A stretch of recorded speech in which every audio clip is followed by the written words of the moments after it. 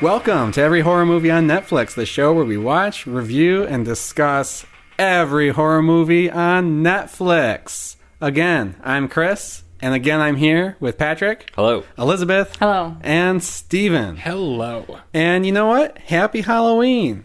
Because we're still celebrating Halloween, because we're close enough, god damn it.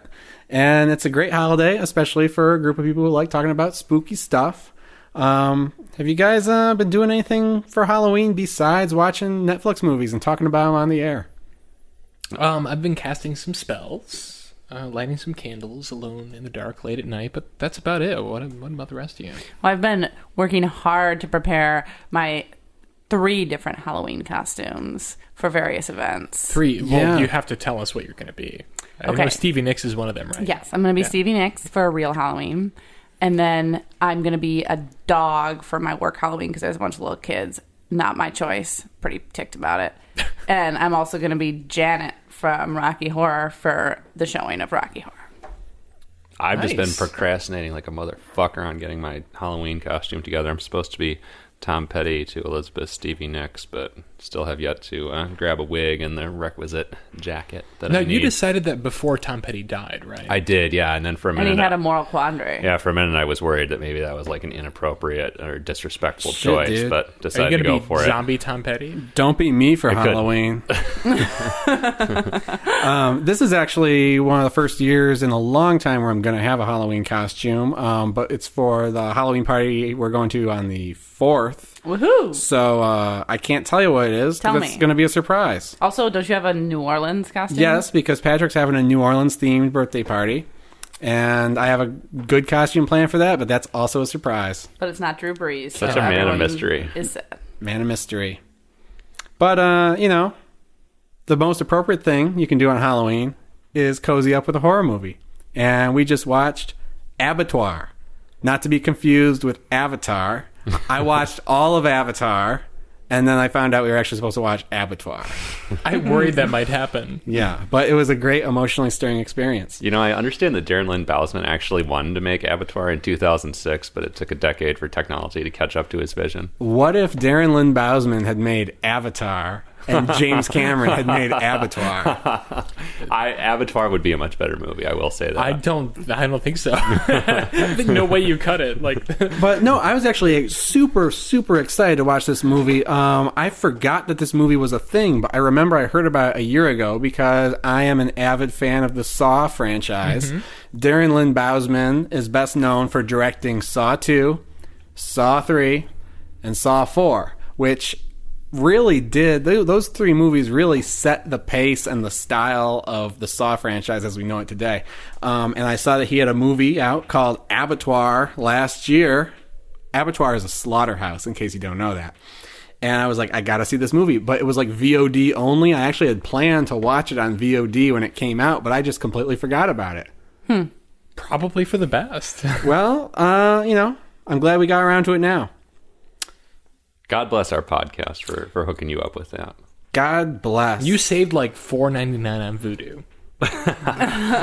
So I went into this, I was disappointed because I went into this expecting a Saw 3-esque experience. I thought it was actually going to take place in a abattoir. Me too. The most disappointing part of this movie, I thought this was going to be sweet, like a Chicago slaughterhouse with like pig carcasses hanging from the ceiling. We got Chicago Fire, Chicago PD, Yeah. Chicago Justice. This was going to be Chicago Slaughterhouse. Well, no, that's where all the slaughterhouses are. They used to be, not anymore. Like, haven't you read The Jungle, bro? Yeah. But anyway, so I actually had a whole bunch of vegan propaganda prepared. I had my vegan facts to bring to this table it's not today. actually Oh boy, what in a shame we've been slaughterhouse. deprived I of know. vegan facts. So if you want to know how animal agriculture contributes to climate change, you'll have to tweet us. No, but there's no reason for this movie to be called Abattoir. That's the number one bizarre thing. It's a slaughterhouse. It No, is. okay, Yeah, so that would, makes sense. Well, yeah, but it would make sense if that was the title. If it was supposed to be like a play on words, if it was like Slaughter Space House was actually the title. But Abattoir Maybe Slaughterhouse was already taken by like a carnival ride. So they or like went to something. the synonym. They went to like the thesaurus to find the thesaurus. synonym The for movie- slaughterhouse. the- I think this is like the entire script relied heavily on a thesaurus. This has some of the most ridiculous dialogue I've ever heard in my life. Yeah, the title is misleading though because it makes you think that this movie is going to be way better than it is. So Well, will someone bonus who's points to anybody who can really set this movie up, because honestly, I Yeah. think the first 30 minutes are incredibly confusing. Very. I was just about to say, I hope someone like feels the clarity of mind to explain this because I could was do confused. it, but for he's a while. raising his volunteer. hand. Okay, Okay. go for it. I Chris. volunteer. So that was a Hunger Games reference. You say I volunteer as tribute, bro. Come on. I volunteer as tribute. There you I haven't go. seen it. I just saw the trailer. Anyway, so Abattoir. It's based on a graphic novel, which may explain some of these stylistic flourishes. And it involves a newspaper reporter who works the real estate beat, of all things. Pretty Very exciting. convenient. And long story short, her whole family is just her sister and her sister's husband and her sister's kid, are slaughtered in a home invasion. And they find out that the entire room where the crime took place has been extracted from the house, like stripped to the beams. And apparently this has happened to countless, dozens, if not hundreds, of other crime scenes in the region. And why is this happening? And so our hero, her name is Julia, goes on an investigation with her cop boyfriend, who's just an asshole, and they try to get to the bottom of this. I guess that would be, I don't know, is that a good enough premise? Yeah, no, that's enough. that's really A solid. problem I have with this movie very early on is I had no idea what time period it was set Yes. in. Like So when she's in that confusing. newspaper office, it's like very Mad Men. In fact, it Yeah. features a cast member of Mad Men, Yeah. the gay dude. From Yeah. I don't know how. I only saw the Salvatore. first Sal. three episodes. Yeah. It seems like it's set in like the 40s, and it looks like Julia's dressed by like Katharine Hepburn's ghost. Well, she wears Yeah. those type of clothes throughout the whole movie. It's so confusing. She's I in, see, I don't tones it think she- down later. Yeah, I felt like the period of her attire changed almost every scene, but it's never more clear than that first scene where her hair is like very 40s style, like bright red lipstick, and sort of. I'm not a fashion guy, so I don't know like necessarily how to describe the outfit. I would she's describe wearing, it but- as Lana Del Rey cosplay. Yes. It didn't occur to me that this movie might not be set in the 40s until she leaves her office after speaking with her editor and goes to see her sister. And her sister is just like having a glass of wine, wearing like a dressed in sweatshirt. jeans, yeah. Yeah, and she drives. What does she drive? She drives like a '50s car or Yeah. something like Yeah, that. There are she so does. many old but cars in the movie. not too. entirely. Yeah, there's also like 21st century cars too. And like so- it's also the police dude is dressed sort of in like 40s attire. he looks. Yeah, he has like a pork pie hat, Yeah, and kind of like a tipped thin jauntily to tie. one side in the first Yeah, scene. Yeah. but- And it's kind of this like bantery, like kind of, you But know. then he's like, "Where's your cell phone?" You're like, Yeah. "Oh, what?"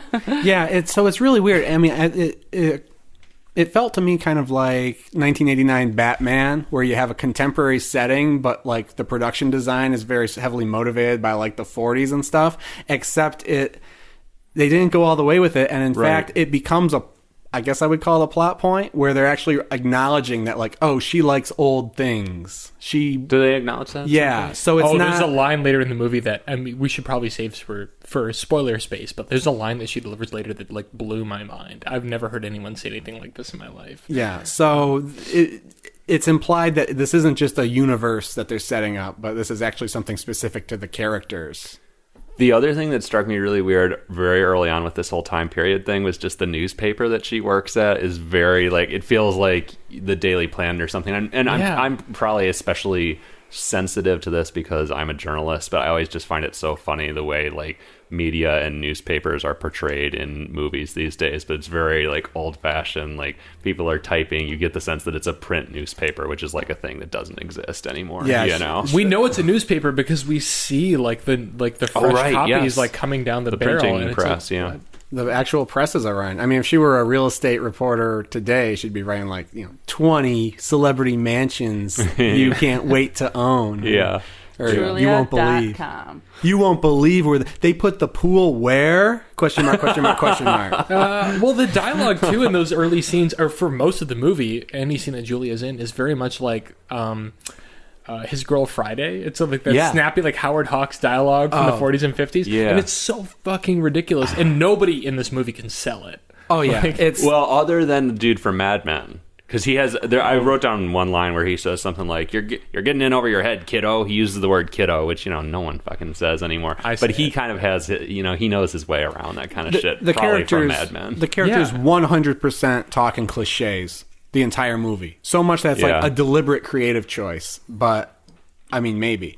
But like, the newspaper editor, he's like, "This is the part where I tell you you're too close to this," and she's like, "This that's is the part where I tell you I'm going to do it anyway." that sums up everything about this movie. Every line of dialogue is like that. It's like Aaron Sorkin filtered through like a middle school student. Yeah, I was just like, and I knew that it had to do with like different. I knew that the plot revolved around crime scenes being pulled into like some centralized location over time. And so at first I was like, oh, maybe there's actually like a time travel element to this, and like the fact that she seems to have stepped out of the 40s but has this super modern family who she goes to visit afterwards is part of the plot. But you are so much more imaginative than the guy who made this movie. I was just trying to find any like mental process I could to like rationalize what was going on. I actually have a clip of some of this snappy dialogue. Thank God, because I wrote down so many lines. But you have to hear it to believe it. So here we go, Han. Out there beyond that fence, every living thing that crawls, flies, or spots in the mud wants to kill you and eat your eyes for jujubes. That's actually from Avatar. That's not from Abattoir. Oh fuck! I loaded the wrong clip. So anyway, not cool.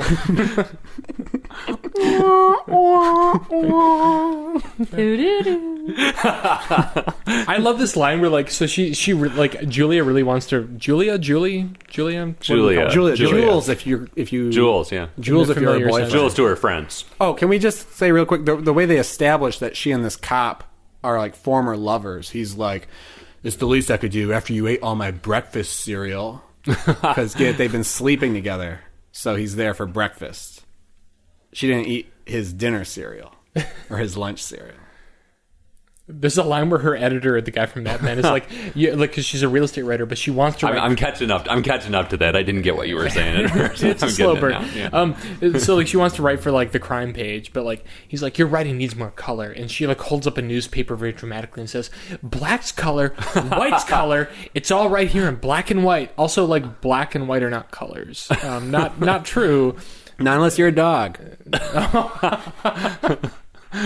Wow. Maybe that's the target audience for this movie. Dogs, yeah.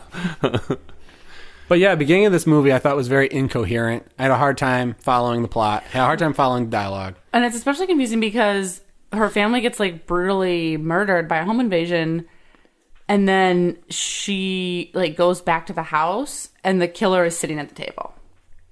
Yeah, right? and at that point, like, sorry. And for a minute, no, that's where we should be right now. I think after how long we've talked about this. No, for a long time, I thought the killer was the victim's husband.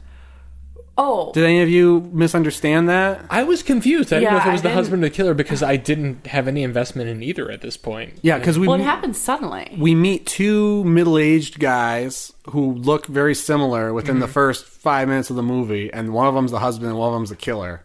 And I mean, you see the guy creeping in the house behind the other guy's back, but only when you see him at the table, I thought that it was like the husband gone crazy or something. I don't know. But it's not. And it's the killer, and he's like, "Sorry."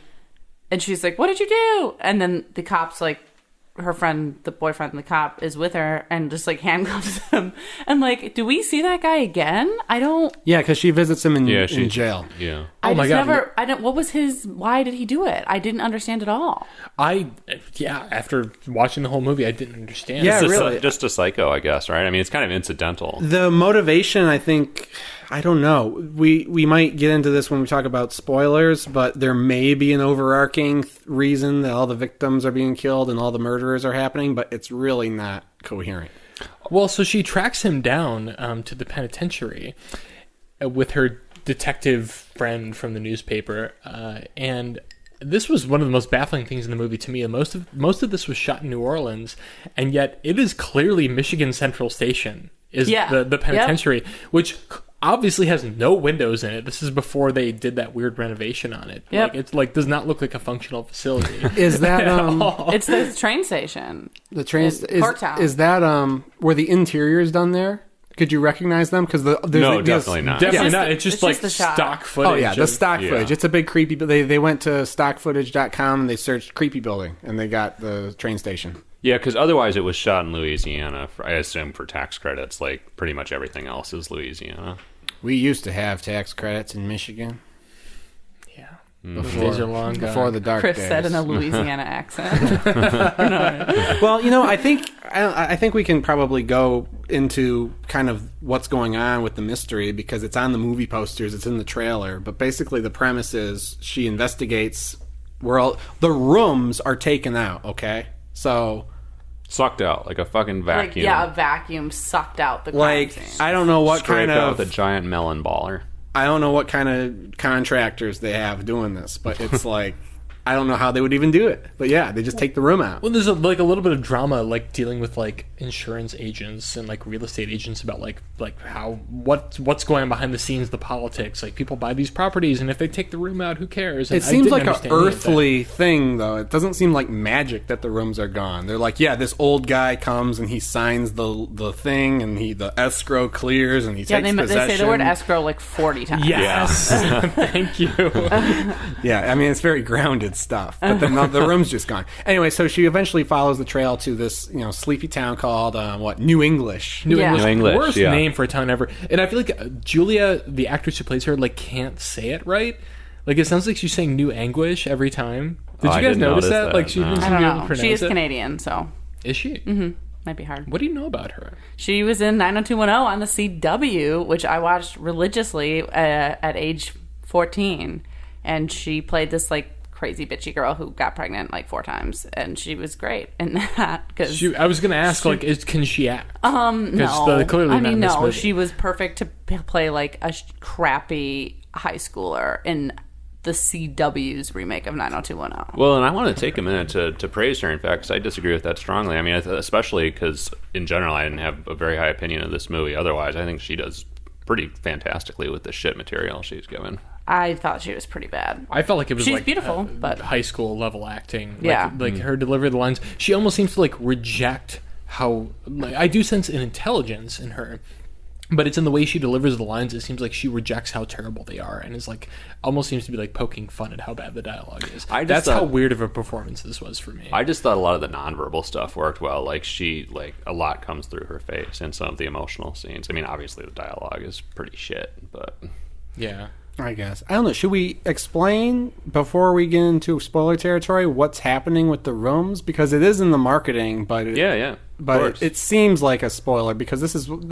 Oh, you mean like the actual, like what's actually happening? Yeah. Yeah, so basically some creepy guy is taking all these houses, taking all these rooms, and he's building a house out of them. Like, he's making a Frankenstein house. Like a slaughter house. Yes. So he buys up houses. He buys up houses where crimes have happened, murders have occurred. He takes out the crime scene and he transplants it onto this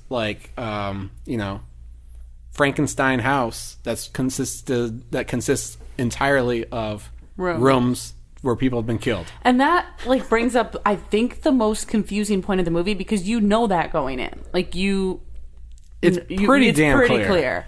And yet, honestly, that's like the big reveal. It takes a long time to get there. To get to that, and you're like waiting, and then you see this slaughterhouse, whatever, and it's like that's like the climax of the movie. I mean, there's more that we'll get into, but it's kind of like, well, wait, we like that. That was clear from the beginning. And there's like almost zero character development leading up to it. Like I didn't care about either of these people, the detective or Julia. Yeah. I actively weren't fleshed disliked the detective. Yeah, he was a dick. He was I actively disliked and also could not understand a fucking word he said in this movie. Yeah, and Because also he talked so weird. Not only do they talk weird, but I think there was just like the microphone situation. Sound was off. bad because I listened to it on headphones after a while. I was like, is there something weird about this movie? And like even then, I had to crank the volume up all the way to even figure out what was going going on. But he was talking like this. Yeah, I don't He know if was it's I don't know if it's the production or if it's the what Netflix had and the copy they got. But yeah, the voices are hard to hear throughout this movie. Yeah, the structure and the pacing of this is so weird, though. Like you guys were just talking about, so I mean, the first act is basically dedicated to setting up the murder, and then her figuring out that like something weird is happening with these rooms. And then there's this super long second act where she's in Louisiana. She meets this old woman played by the great Lynn Shay. Lynn Shay. And Who's Lynn Shay? Lynn Shay has been in like everything. She's in the Insidious movies. She's just like that old. I mean, you know the character I'm talking about, right? Yeah. I thought I recognized her, but she's in a lot of horror horror movies. She was in Ouija. She was in Nightmare on Elm Street back in the day. Yeah, right. Is she the grandma in The Visit? The M. Night Shyamalan movie? Probably. I haven't seen it, but that sounds like a role she would take. I forget. She wasn't in Kill List, It's been so too Steve long doesn't since I've care. seen You know, I can. Yeah, I if can it was pull a it up. Kill List or a Dark Song, I don't give a fuck.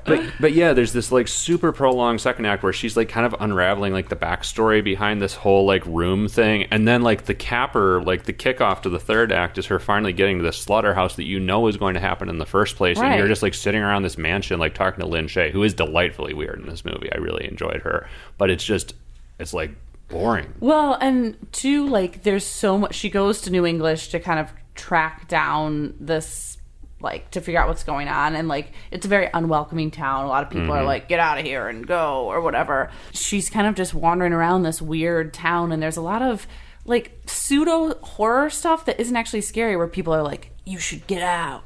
Like, you're not welcome here. And a lot of Spanish moss hanging from trees. And a lot of fog.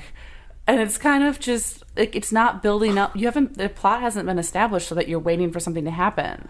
You know? Yeah, exactly. Oh, I want to back up here for a minute. So she goes to New English, which I still hate the fucking name of that town. Ridiculous. There is no town called New English. Like, whoever devised it, well, clearly it was Again, that's the least of this movie's problems. I think it just refers to the language that they were writing this movie in. New English, a new vernacular in horror. So there's a scene where she first gets to New English and she pulls into this like industrial wasteland scape thing. Yeah, I don't know what. weird. It's like where she's pulling It's in, like where they shot the end of RoboCop. Yes, exactly. Yeah, it felt like just a manufacturing plant, and then a minute later, it's like a municipal government It's actually the town, yeah. It's everything. The whole town. Well, it's a town where, like, I don't know. There's a line about how, like, this isn't. I don't know. Like, nobody lives here and nobody stays here. Or something. There's like no that. zoning in New English. You put your light industrial right next to your commercial, next to your residential. I'm sorry for interrupting you, but that puzzled me. It's okay because I'm still kind of figuring this out. I watched this a couple hours ago, and I'm just like, what? I don't understand. Like, New English is summed up in 2 locations, and neither of them have anything to do with each other, and also don't make sense, like, in and of themselves. As she pulls into this industrial complex thing where there's like Coke advertisements and stuff, like, I don't know, it's like the center of the town apparently that also features the factory. A cop pulls up behind her and pulls her over. She does something that only a white person could do. And I've never seen this in a movie. She gets out of the car and walks up to the cop and says, license and registration. And then he says, want to sit in the comfy suite in the back? And, like, she gets in the back of the cop car. It's like 2 things you should never do when you get pulled over that only someone with privilege could get away with. Also, like, not in this day and age even, like, if you get out of the car, they will, like, I mean, white or not, that's illegal. I don't understand why they did it that way. I think it's just trying to get her character, like, they are trying to establish her as like a smart, she's sassy, powerful, like powerful woman who's like quick and witty. Brass tacks. Yeah, but it's like, well, that was just kind of dumb, and also no one would do that. And another weird example, I mean, the police car, from what I remember, is like a 50s, 60s cop car, right?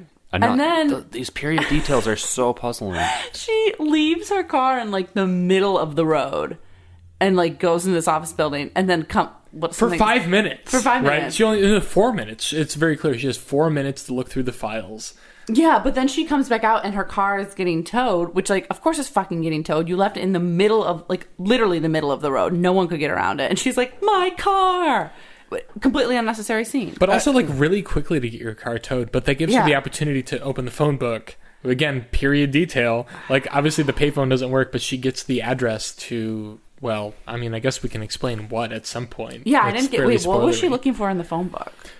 I don't know. I have no idea. She's actually looking for her mother because she's been adopted, and Or mom's from New England. Yeah, so there's a subplot where she just got her certificates from her adoption. Oh, right. And she knows that her mother is in New English. So she goes there for two reasons. I don't know if she thinks that she's connected to the crimes, but she goes there because a lot of the murders have been from, connected to New English, and also she thinks her mom is in New English, I guess. And she's looking up her mom's last name. But yeah, it just leads into this dreadful second act where she and eventually Grady are just kind of moping around New English, Spanish moss, talking to people, looking at the Spanish moss. Some really weird, like, pseudo horror stuff that doesn't work. Some really weird jump scares that don't work. But I didn't jump. Oh, I did not jump. Now, you know what? I'm not ashamed to admit it.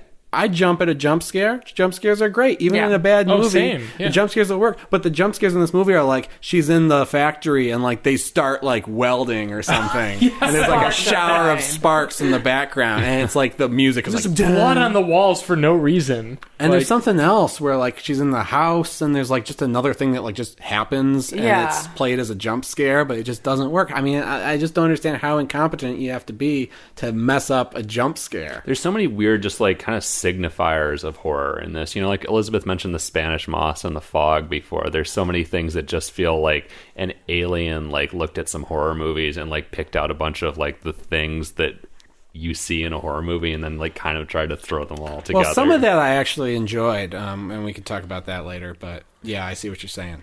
Well, I feel like we're getting fairly close to spoiler territory. Yeah, maybe we should. One thing I want to say, if we agree on that and that we should maybe take a break and get into the nitty-gritty of this movie, is that the director, as far as I can tell from interviews, he wrote this graphic novel series that apparently, I don't know much about it, but it seems to be sort of the origin story of the villain that eventually appears in the last act of this movie. He feels he's been typecast as a horror director, and but he loves noir movies, classic Hollywood noir. Yeah. So he was like, nobody will give me money to make a horror movie, or nobody will give me money to make a noir movie, but they'll give me money to make a horror movie. So he felt like he subverted that trend and made a noir movie that had horror elements. I appreciate that. I do. It doesn't work, but I think that's kind of cool. It works a lot better looking at it that way, though.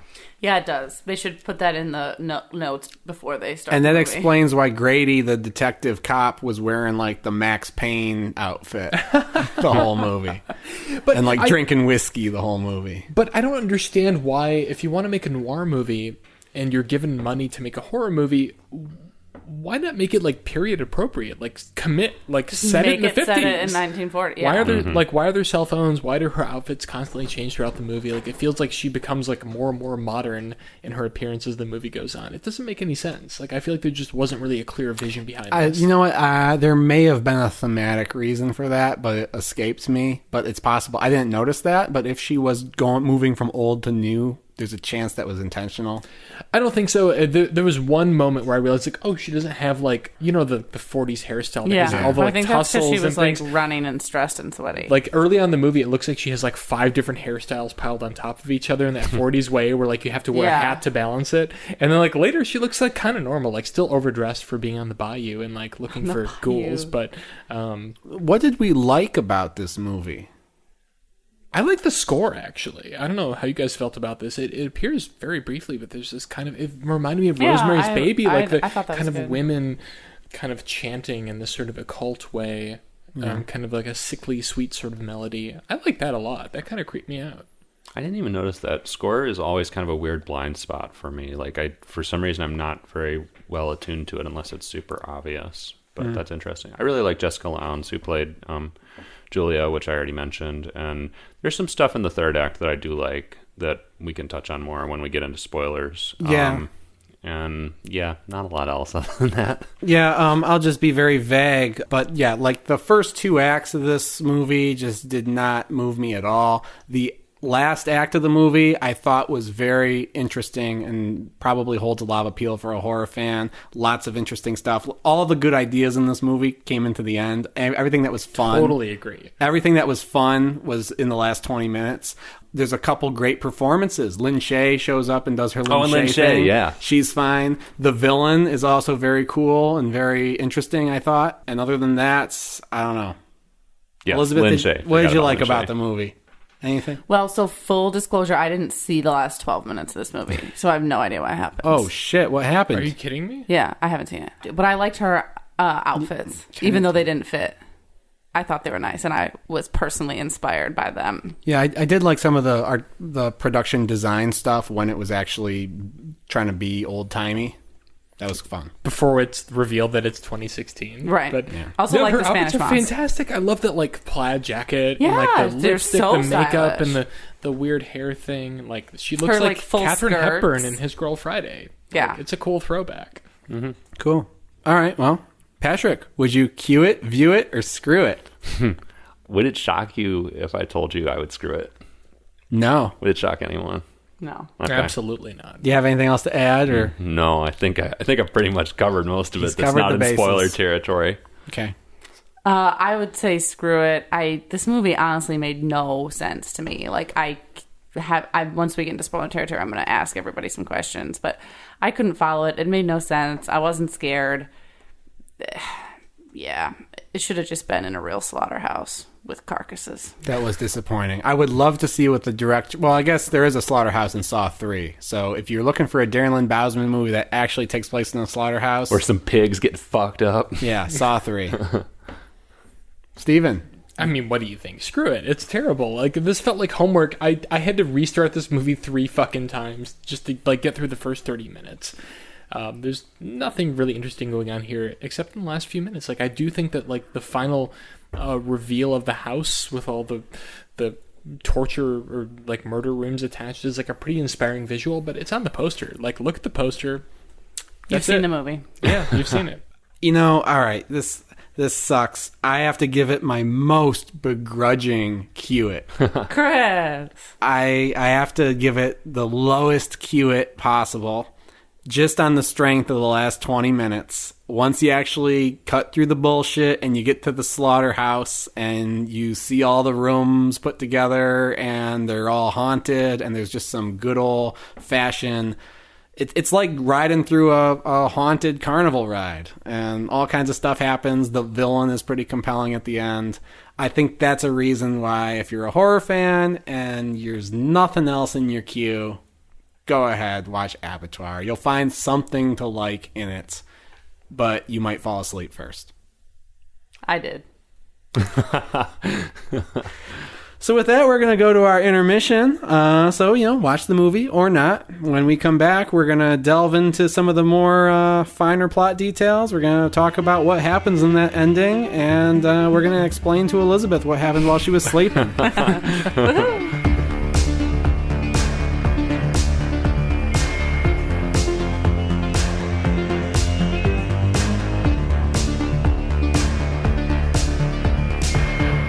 Welcome back to Every Horror Movie on Netflix. We're back, and we're still talking about Abattoir, and we're going to get deep into some plot revelations right now, I guess. Because she goes... As deep as we can. So she goes to New English, and there's a mystery to be solved. Mysteries to be unpacked. Right, so I think I'm still confused as to who Julia was actually looking for when she went there. And I don't even know how she knew that New English was the center of what happened, the mystery behind her dead sister. Well, she's 100% looking for her birth mother because she's been adopted, and her birth mother was someone in New English. Now, I think there's also a connection to the crimes. Yeah, she traced them back to the buyer who buys all these houses is from New English. Jeremiah Crone. Yes. Jeremiah I do Crone. recall that. Which is kind of a cool name. So I guess she goes there looking for both Jeremiah Crone, the buyer of the murder houses, and her mother. Are they the same person? Who knows? She's multitasking. Right. So she's there with Lynn Shell. Shay. Lynn Shay. In a beautiful house. Shay. Like, we are very... So, like, most of this movie was shot in New Orleans, and, like, this is very New Orleans. Like, we're in the bayou. It's, like, this great sort of gothic mansion, which, Elizabeth, as you mentioned, the Spanish moss. And this very charming old woman who's also a little bit creepy. Charming? Charming? I found her charming. Like, I mean, she's kind of inviting. I mean, she does actually invite Julia into her home. I mean, she's actually kind of creepy as hell, but we've been, like, everyone else that Julia has met in New English has been just a straight-up asshole. Yeah. So we're glad that there's someone who just seems like weird in a benign, grandmotherly, here, share the whiskey sort of way. Oh, definitely share the whiskey. How do you like your whiskey? In a glass. In a glass. In a glass, because she's inviting woman. in a way that, like, yeah, like you said, like, compared to who she's talked to throughout this entire movie, like, oh, this woman, like, actually seems like she has, like, secrets to share and, like, is willing to share them. She seemed creepy and crazy to me, and I would not have gone in the house with her. I would have gone into a beautiful house. I would at least want to see it. One thing I love is when Julia goes into the house, she says, oh, so many vintage things. It's like the inside of my mind. I played that. I rewound and played that again because I was like, I'm sure she's not saying that, and then I still was like, I'm sure she didn't say that. No, she is Pinterest personified. This character, that. like. So, also, maybe it is a conscious choice. She's like that person who just like wears retro shit all the time, like as a statement. Yeah, that'd be great if the movie made that clear in any way whatsoever. Yeah, but it doesn't. Right, because then there's the cars and everybody else who's dressed that way. And, yeah. But I guess, I just apologize, but I just can't, like, how does she get from being in the creepy house with Lynn Shay and to seeing the slaughterhouse? Like, she goes out, like, The lynch mob basically comes for him. Jebediah Crone finds her. Oh. Because he knows that she's looking for him? Before that, though, I mean, she sees, so Lynn Shay's character has, she says, like, this town is full of secrets, and she has this, she also says, like, there are things that should have been buried that the rest of the town would like to have, burned and destroyed. And she has, like, film footage from Jebediah Crone in his sort of, like, tent revival ceremonies where he's bewitched the entire town in his way of thinking. And I don't know if anybody can describe what he was up to. Like, no. Oh, hell no. I was hoping y'all would be able to sort that out for me. I mean, essentially, it seems like he believes, I don't know what the religious angle is, but like it seems like he believes that he doesn't believe in heaven, but he does believe in hell. And he believes that, like, we can get closer to the other side if we bring hell to Earth. But I don't know what his motivation for doing that is. Well, and he convinces the town to give up their children, and right? That's right, like they a big pledge part. them. They pledge their children to him.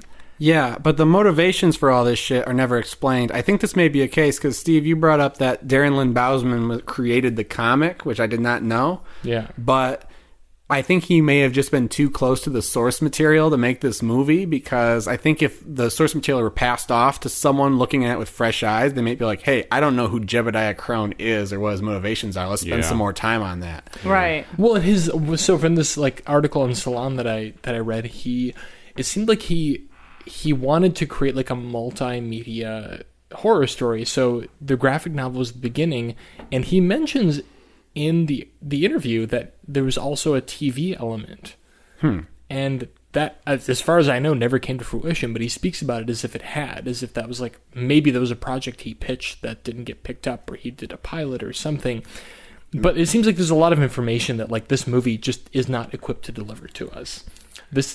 We end up with a stock villain whose motivations don't make any sense. Well, and we should also know, I mean, at this point, it's been revealed that Lynn Shay is actually Julia's mom. At one point that comes out, yeah. Who reveals that? She? I think Lynn Shay reveals it. And it comes pretty quickly, too, like pretty soon after Julia meets that she character. finds a At this picture. point, who cares? Oh, yeah, right? she finds Like, a picture of herself as a child, right? Yeah. Yeah, and that's very close to when she finds out that all the town children were, like, burned alive in their elementary school as part of the pact that they made with Jebediah Crone. Right. Now, Lynn Shay explains that, like, she makes some vague reference to, like, the Dust Bowl, and, like, you get the sense that there was, like, a depression in New English of some sort, and that this guy came to town and he sold them on the idea that the cure to their afflictions was to, like, renounce God. Yeah. But then there's a line from Grady later on when he meets Jebediah Crone, or he's talking to the sheriff, I think, and he's like, so you made this deal for the devil, and what did you get for it? And I was like, yes, that's the question I have, because the town looks like shit. Yeah. Everyone's depressed as hell. It's not like they got anything out of this agreement. Like, they're all miserable. So what did they gain from giving up their kids? Not explained at all. Yeah, nope. Good point. Yeah. I mean, this whole this last half of the movie, I was so confused by so much, and if I'm sitting back, it's just because I hope you all understood it and can explain it better than I did. But I was just so confused by so many things. Well, because even when she is, like, I guess you said there's some sort of mob that comes for her. Right, it's very like Frankenstein or Bride of Frankenstein. But then like she doesn't get chased because she's like walking slowly into the woods trying to find the slaughterhouse, like through the fog and the moss. And... Well, the cop shows up, the town police officer, who we have not really mentioned aside from the weird, this could only happen if you're white scenario where she goes into the cop car. He shows up and kind of breaks things up, and then afterward we just like inexplicably get back into the mystery. Yeah. And Julia and the detective Grady go in search of the house. Well, I think from Lin Shaye's house, they can hear the construction or something. That's right. And because he keeps saying like, "What the fuck is that noise?" Well, he's trying to like make his argument that she's crazy and leave. And then they go and they find it. So again, it's not magic that's assembling this house or stripping the rooms. It's like they got some really skilled general contractors who like don't care about the building code. But there is a lot of magical element, though, once you actually get to the slaughterhouse. Oh, for sure. Like, there's tons of supernatural shit going on. Well, it's basically a haunted house. Well, once it's she gets the inside. ultimate haunted house because it is literally built up of rooms in which people had died and the ghosts just repeat their deaths over and over again. It's so much fun. Great concept. It's so much fun. Yeah, that was one of the things I actually liked, especially, and it was creative. I enjoyed the way that they chose to represent that. Like the ghosts are all like very. I mean, I guess it's not unusual to represent a ghost as like a wraith of some sort, but they are very like ethereal, and you can almost barely even make out the figures of humans, but you can see these deaths that you've heard about, which was also cool because you've like heard the stories of a lot of these deaths at this point through Julia's research, and so it's kind of cool and definitely creepy to see them actually being reenacted, and then they run backwards in reverse like you're backing up a tape, and then they run again, and it's a cool effect. One of my favorite moments before they even got into all that was when she's just coming into the foyer of the house and the piano just goes like dong, and it's just your stock like haunted house spooky moment, like, oh, the piano just went off by itself. But then a few minutes later, after she talked to Jebediah some more, you see the whole like death scene playing out, and like someone had been shot at the piano and fell onto the piano, and it made the dong sound. Oh, right. Yeah, that was kind of fun. I mean, the problem is once we see the house, which I love the shot of the house with these rooms like stacked up on top of each other. It actually reminded me of, well, Patrick, you've read Little Big, and the central house in that book where the drama is focused over hundreds of years it's built of many fronts, as it says. Like it's like this occult architect had built this house that like doesn't have one single front to it, and I always had trouble imagining it. Honestly, this house, even though it's a horror movie, is like what I would imagine that house looking like. It's like just these sort of like facades stacked on top of each other into infinity, and it's really beautiful. I think the CG works pretty well for what kind of movie this is as well. And then once we get in there, who cares? Like, I don't care about Julia. I don't care about Grady. And what happens to them, and I don't care about fucking Jebediah Crone, whose plot doesn't make any fucking sense. No, and we really only spend 10 minutes in there, and then we're done. Like, Elizabeth, you missed nothing. Yeah, I mean, it's a short act, that's for sure. Like, the climax is very quick. Yeah. Well, I want to back up because I did not like the CGI house. Agree to disagree. I thought it was just... I would have been more interested if, like, I don't know, just been like a stairway into the ground. It was like underground, or you didn't see much of it. I thought it looked comical. I thought it looked like something from like a cartoon or Tim Burton or something, but it was just like, It's not quality CGI, but I guess I just enjoyed the uniqueness of the visual still, especially because it kind of stood out after like a lot of generic and sort of confusing shit. I was like, oh, this is what I the bar was set pretty low at that point. Like, for something to surprise me, it wouldn't have to do much. But I did really like the interior of the house where you see... Yeah, it's just a bunch of rooms from different houses Frankenstein together. So there's like tile, and then there's wood, and then there's carpet, and it's like just kind of all over the place. That was fun. And I did like outside, you have like kind of these stray rooms that are scattered out on like the lawn that they're walking through, and that was fun too. So does she see her family die again? Yes. And that's why she goes in there. She's trying to get some sort of closure, which I don't... Why? Yeah. I mean, why not? But also, like, once you've seen... She wants to know what happened, though, right? Isn't there still kind of some doubt about what actually happened? I don't know, because they have the guy captured. She wants to know... She knows what happened. She doesn't know why it happened. Like, she wants to understand the greater scheme of things. Like, she confronts the guy who actually killed her family, which, also, that's never clear. The guy in Michigan Central Station with no windows in it. Like, she gets sent a videotape of, like, the house. And it's never clear how he's connected to Jebediah Crone. Yeah, it's not made clear ever. And I think she's just kind of driven mad by the fact, like, okay, this happened, I've met the killer, I'm a reporter, this all seems logical, but there's, like, a deeper scheme going on, and I need to know the answer. I think he denies sending the tape. The tape came from Jebediah Crone, and she's like, and he's like, I didn't send you a tape. And well, she's like, it's of you killing the family. He's like, it wasn't me. Well, he's in prison. He couldn't send the tape, and he basically says that. It's Jebediah Crone because he took it in the room where you see the ghosts being murdered over and over and over again. But how did her family get pledged to Crone, though? Is that explained? Am I blanking on something? Well, here? she was being the daughter of Lynn Shay, and her sister was also the daughter of Lynn Shay. Right. And Lynn Shay pledged her kids. Yeah. Right. Oh, right. Oh, yeah. Okay. Yeah. So. But it doesn't... None of that really makes sense. But, I mean, it's so hard to extrapolate. Like, that does finally make sense now. But, like, that's not made clear. Yeah. And how long has this been going on? Because it couldn't have been going on for too long. It seems like it's been going on for decades when you talk about how many cases there are and stuff like that. It seems to me that it began in the early to mid 80s. There's this scene where, like, Julia's reading through newspapers and she says, what kind of newspaper stops printing in 1981 and reprints again in 1987? Oh, right. So, like, I think one thing that he's kind of confused here is because of, like, the weird sort of, like, tonal elements and costumes that, like, it's difficult to tell what time period it's set in, but it seems like this all began early on, enough so that it was videotaped and also filmed on Super 8. So, like, it had to have been, like, in the 70s or 80s that this all began. Well, I'm curious because the sheriff talks about how all the houses in the town are passed down, but then there's no one to pass them down to because they killed all their kids. I missed that. Oh. Because she's trying to find, like, real estate records. Yeah. Because she's the real estate reporter. Oh, right, yeah. And he's like, well, you won't find anything here. There's no transactions here. This is another case of one of those movies where it's like the blind man touching the elephant. I feel like we each all kind of got like different parcels of information, and I think it's because this movie is so confusing and also feeds you all this different stuff at kind of a fast pace sometimes that it's like difficult to catch all the confusing shit it's throwing at you. So we all like kind of caught different snippets of different things, you know, we're like piecing it together. But I think that's why we're doing this podcast. Some of these movies require like 4 brains to puzzle them out to make sense of them for you, our listener. This is something different than we've done on the podcast. Usually we're just kind of talking about what happened and how we felt about it and recommendations. And here we're just trying to, much like Julia and Grady, we're trying to piece together the mystery of what the hell happened in this movie.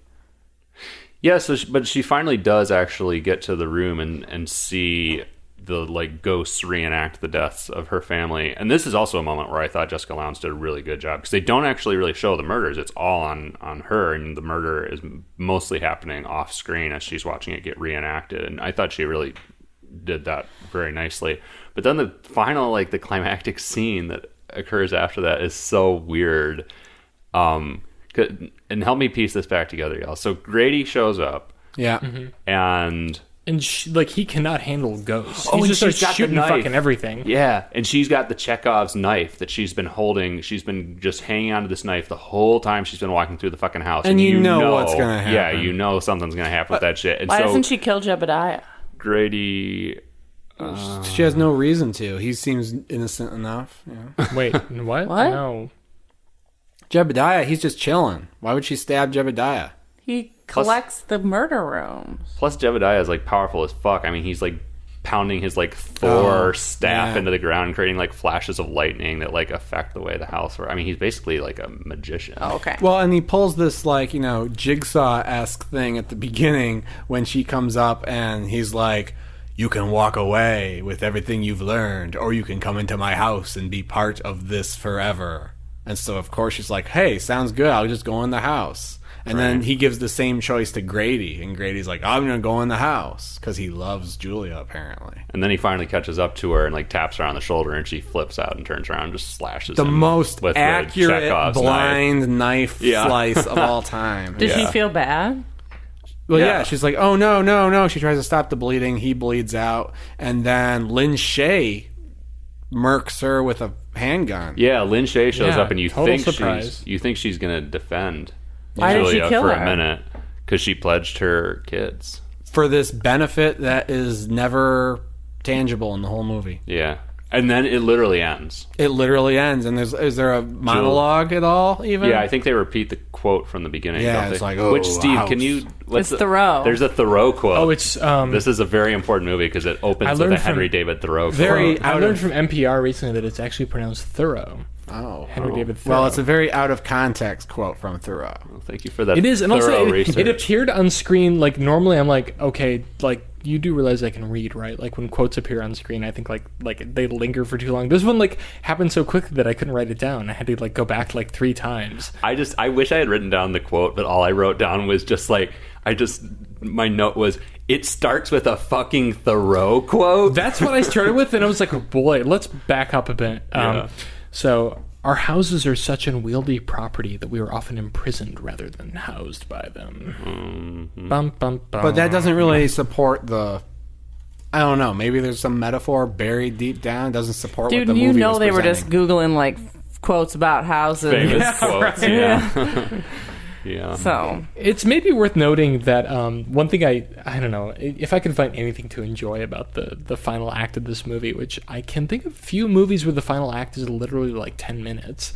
This Jebediah Crone collects tragedies, and now he has a real live tragedy in his house that is compiled of tragedies. Like that was kind of a fun idea. I feel like this was like, I feel like the filmmaker was like hoping for a franchise here. That like. There's a lot of build-up, and then like a pretty short payoff that was meant to lead into something else. I mean, clearly he had this like TV component planned.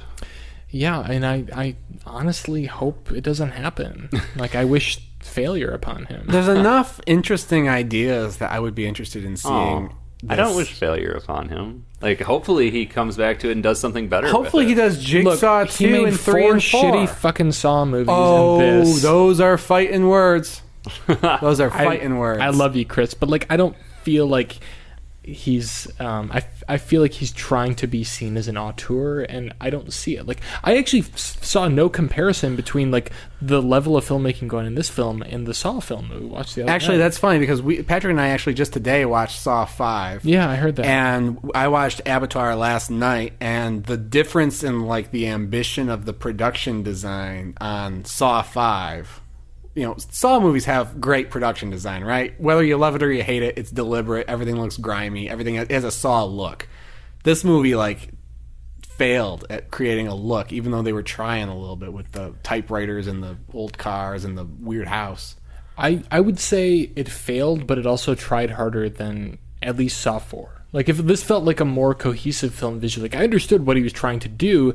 It just was too much to compress into an hour and a half. Like, he wanted to make a noir movie. Wait, Abattoir felt more cohesive than Saw 4 visually? In every way, actually. Like, honestly, I feel like I understood Abattoir better than I did Saw 4. Like, I felt like he had more control, but he was trying to cram too much into this movie. Like, he wanted to make a noir movie, but he was hired to make a horror movie. So, like, I kind of appreciate what he's going for, like, visually and aesthetically and on a narrative level. He's trying to do something new while still being restrained by horror, and I feel like this movie it's cohesive, it makes sense, it doesn't work, but I think I enjoyed it more than Saw 4. And I think I had, like, understood what he was going for more than with that movie. Like, in Saw 4, like, even the traps, which, like, the Saw movies are built around, don't even work.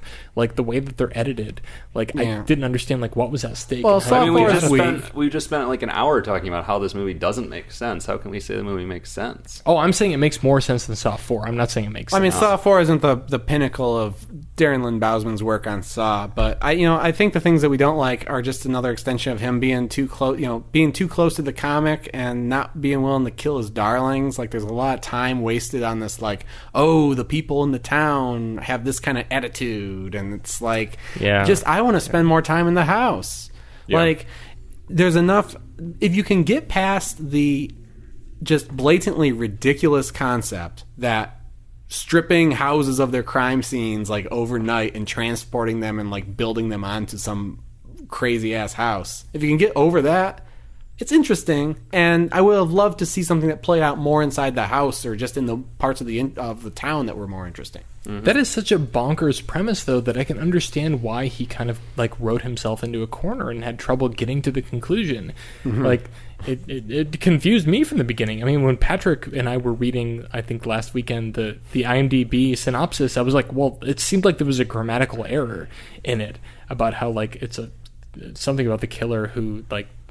A house made of rooms. A house made of rooms. I was like, that it can't be about that, and it turns out it is. And it just like I can't think of a better way to write this movie. And if anyone can, I'd love to hear it. Elizabeth, do you have ideas? Anything you would change? Yes, I would set this movie in the 1940s. I would fully commit, and I would set it in a real slaughterhouse in the suburbs of Chicago, a la The Jungle. Upton Sinclair I style. I would set it Upton Sinclair style. So you would make literally a different movie. Yeah. I mean, if I had to keep this movie, how would I change it? I would honestly I feel like this movie could be good. Like, I agree with everything that you're saying. It could be good with a few pretty small changes. Just make the plot points clearer. Mm-hmm. Like, make the segues make more sense to the audience.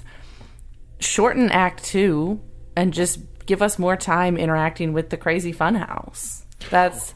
And don't make weird don't make. I'm sorry that he loves noir, but like, dude, you can't always use all of your hobbies, you know. Exactly. I love running, and you don't see me like on a treadmill right now while we're doing this podcast. Like, you can't do it all. So I would say like the changes are actually pretty minor to transform this into a good movie. I can't believe that this was... I mean, one assumes that when a movie gets made, it goes through many, many, many rewrites. This seems like a first draft script that somehow got fully produced as like a fairly like decently budgeted film. Like, you have this amazing set piece. Why do you save it for the last 12 minutes? Right. It's a good example of a movie that doesn't stick to its premise, to its own failure. Like, your premise is there's a creepy guy who's trying to like do some occult something by stitching together a bunch of haunted rooms. That's fine. Use that as your premise. Don't spend so much time trying to figure out the adoption crisis. Agree.